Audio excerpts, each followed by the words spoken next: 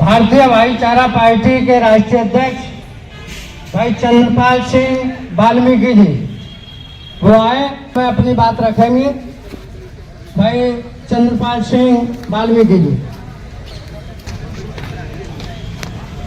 बहुत बहुत धन्यवाद संचालक महोदय। संविधान के निर्माता डॉक्टर भीमराव अंबेडकर साहब को नमन करते हुए अपनी बात शुरू करूंगा। दरअसल लोकतंत्र बचाओ, संविधान बचाओ, ये बातें गली गली में हमारे लोग कहते हुए मिलते हैं, लेकिन इसकी हमारे पास रणनीति क्या है?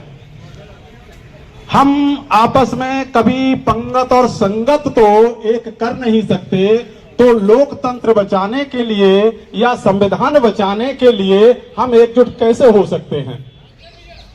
ऐसा नहीं है कि हमारे बीच से लोग लोकसभा में और विधानसभा में जाते नहीं हैं, लेकिन क्या वो हमारी ये जो समस्या है लोकतंत्र बचाने की या संविधान बचाने की, इसके लिए जाते हैं या फिर अपनी रोजी रोटी का जरिया बना करके उसको बचाने के लिए जाते हैं? सवाल ये है हमारे बीच में कि जब तक हम गांव, गरीब, मजदूर, किसान के बीच में नहीं जाएंगे और उन्हें जागरूक नहीं करेंगे अपनी सामाजिक और राजनीतिक हिस्सेदारी के लिए, तब तक लोकतंत्र बचाने के लिए या फिर संविधान बचाने के लिए हमारे पास लोग इकट्ठे होना नामुमकिन है।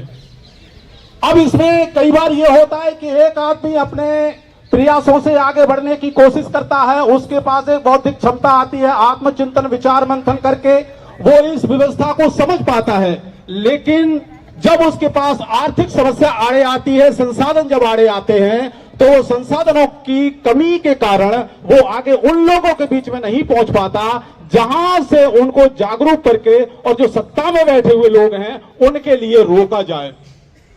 तो साथियों, सोचना यह है कि अब तक जो हम बार बार कहते रहते हैं कि जी संविधान बचाना है, लोकतंत्र बचाना है, लेकिन ये संविधान और लोकतंत्र बचाने की रणनीति हमारे पास क्या है? और रणनीति अगर हमारे पास ये नहीं है तो फिर ये जो हम बार बार जो बात कहते हैं, इस बात को वो अच्छी तरीका से जानते हैं कि सिर्फ ये कहने वाले लोग नहीं है, इनके पास रास्ता रोकने के लिए ना कोई प्लान है और ना कोई ताकत है।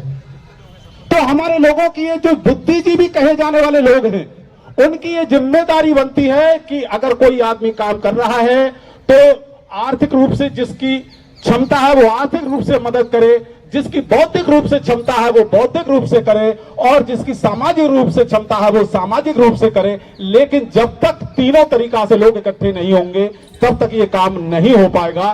तो मैं बस इतना ही कहूंगा, क्योंकि समय का अभाव है।